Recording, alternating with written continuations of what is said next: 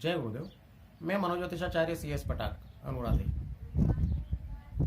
हम बात करेंगे प्रेरणा कहाँ से मिलती है, प्रेरणा क्या होती है, क्या सारे जो मोटिवेशनल स्पीकर्स जो होते हैं वो कारगर सिद्ध हो सकते हैं, क्या वो हमारे लिए एक प्रेरक का काम कर सकते हैं, वो जो सारी बातें बोल रहे हैं क्या वो सब सही है, क्या वो जो बोलते हैं वैसे वो खुद हैं, क्या वास्तव में सकारात्मक सोचने से सारी चीजें सिद्ध हो जाती है।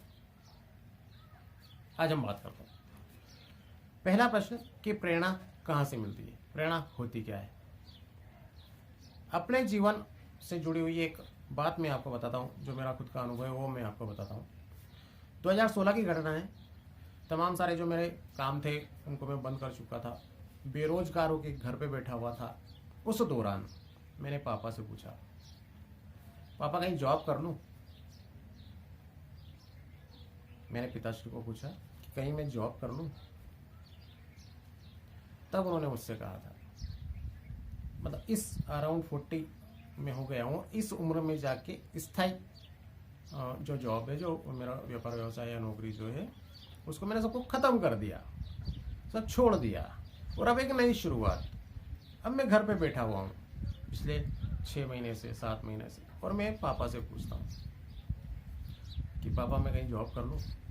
तब पापा बोलते हैं जरूरत नहीं है, खेती बाड़ी है थोड़ी सी अपनी, उसमें अपना काम हो जाएगा। रही बात खर्चे की, तो इतना तो अब कमा ही लेता है, 200-500 रुपये तो आ ही जाते हैं, यजमान मिल ही जाते हैं।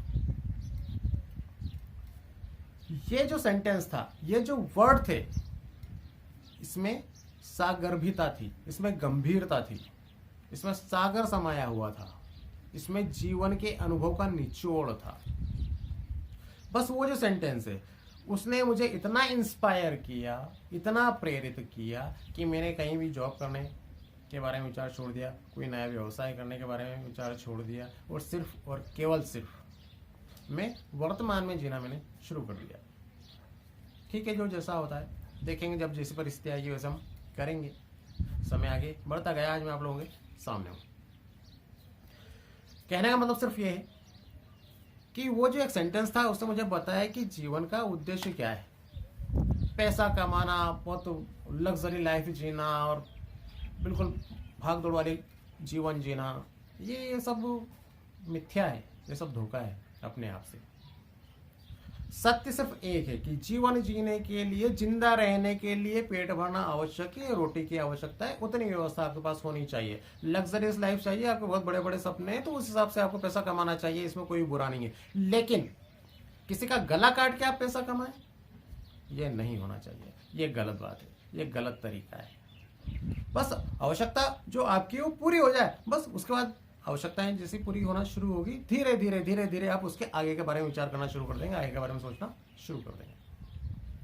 समस्या सिर्फ एक है हम लोगों के साथ कि हमने घर की हर दीवार पे घड़ी टांग रखी है।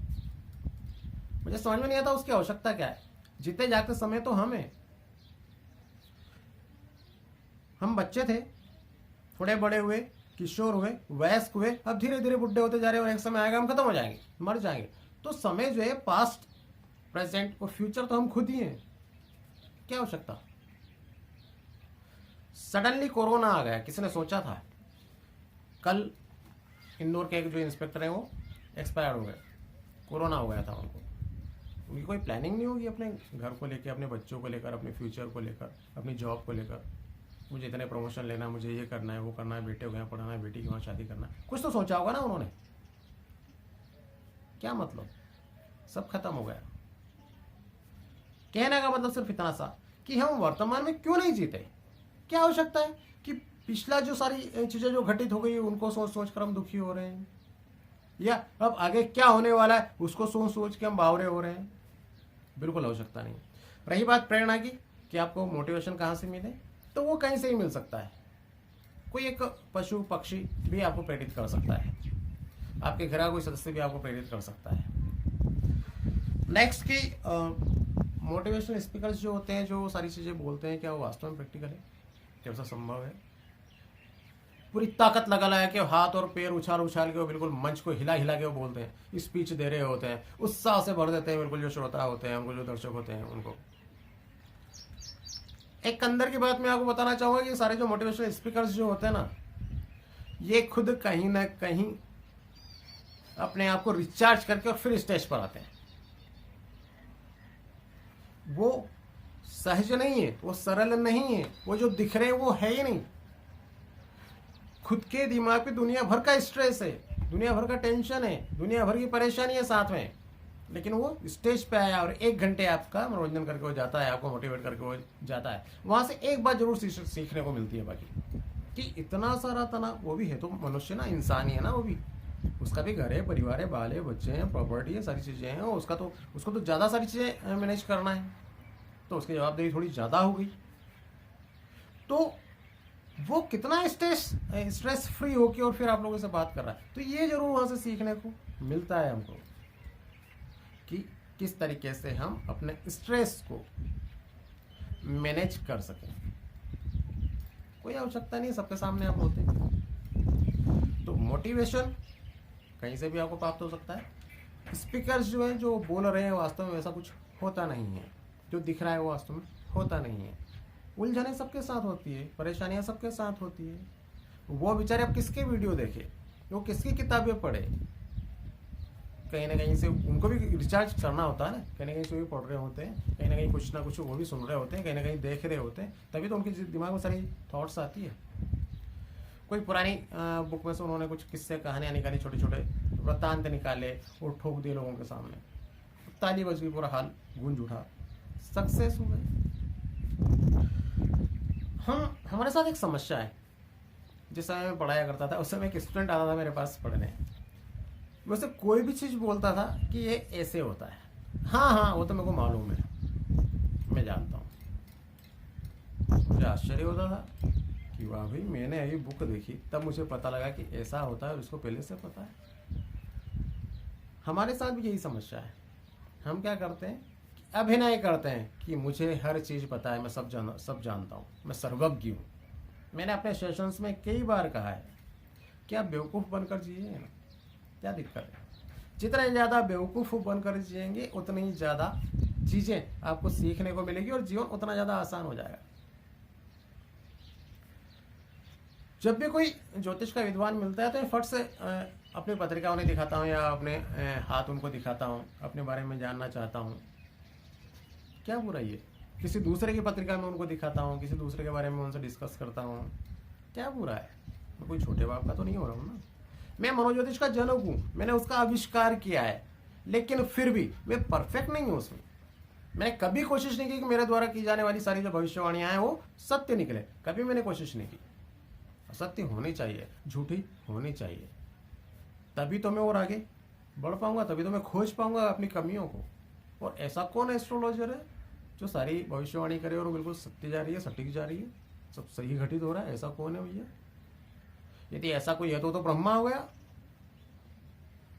ईश्वर हो गया वो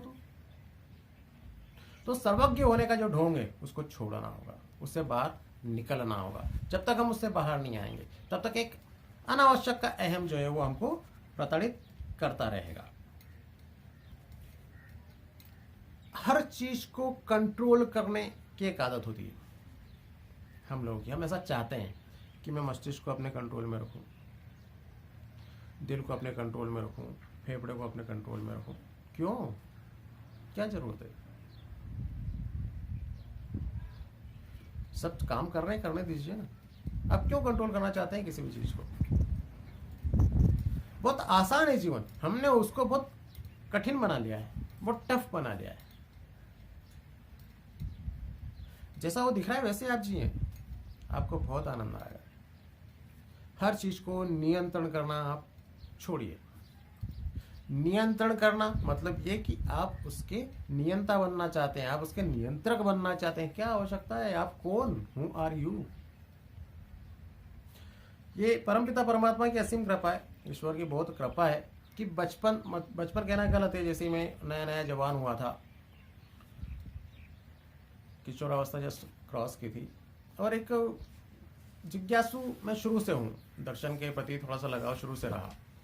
तो एक प्रश्न दिमाग में किसी ने मुझसे पूछा कि यदि आपसे आपका जो पूरा बैकग्राउंड है, आपके पापा, आपकी मम्मी, आपके परिवार, आपका गांव, आपका सर्कल, आपका शहर, सब छीन लिया जाए, सबकी पहचान खत्म कर दी जाए, तो आप कैसे सिद्ध करेंगे कि हाँ मैं वही हूं, कि हाँ मैं, कैसे सिद्ध करेंगे?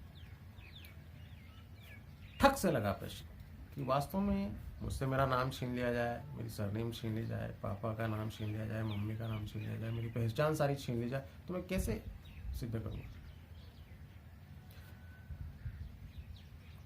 जहाँ मैं रहता हूँ वहाँ से नज़दीकी रहते हैं विश्व हिंदू परिषद के वो प्रांतीय पदाधिकारी हुआ करते थे। उनसे मेरे बहुत मधुर संबंध थे, उनका विशेष स्नेह मुझ पर हुआ करता था। मैंने उनसे पूछा, वो एक तरीके से उस समय के मेरे मेंटर थे, मैंने उनसे पूछा कि भाई साहब ये इसका जवाब क्या हो सकता है? उन्होंने मुझे एक एग्जाम्पल दिया कि गेहूं या कोई भी जो बीज है वो कैसे प्रूव करे कि वो एक नए बीज को जन्म दे सकता है, वो अंकुरित हो सकता है। जब वो मिट्टी में गिरेगा तो स्वतः वो अंकुरित होगा। गेहूं होगा तो गेहूं बाहर आएगा, चना होगा तो चना बाहर आएगा। मतलब क्या है कि जो आपकी प्रॉपर्टीज जो है, जो आपकी क्वालिटीज जो है, वो ऑटोमेटिक आपको आइडेंटिफिकेशन दिलाती है। क्यों चक्कर में पड़े हैं? परमपिता परमात्मा ने हर व्यक्ति को एक विशेष गुण देकर भेजा है। आपके अंदर भी है, मेरे अंदर भी है, सबके अंदर है। उससे हम खोजें, उससे समझें, उस पर काम करें। बाकी ये जो पूरी दुनिया है ना, ये आपको कुछ नहीं दे सकती। ये सब नाटक कर रहे हैं, झूठ बोल रहे हैं, धोखा दे रहे हैं आपको। इनसे बाहर आना चाहिए। मुझे नहीं पता भगवान है कि नहीं है, मैं नहीं जानता, लेकिन प्रकृति के प्रति मैं बहुत आस्थावान रहा हूँ, बहुत आभारी रहा हूँ सदैव। जैसा हम करते हैं उसका रिटर्न हमको मिलता ही मिलता है। ये प्रकृति का सिद्धांत है। प्रकृति की छेड़छाड़ आप लोगों ने की, हम लोगों ने की, आज हम भुगत रहे हैं। प्रकृति ने अब हमारी छेड़छाड़ कर दी, बस जो हमने दिया वो हमको रिटर्न मिल रहा है, उसमें कुछ भी गलत नहीं है।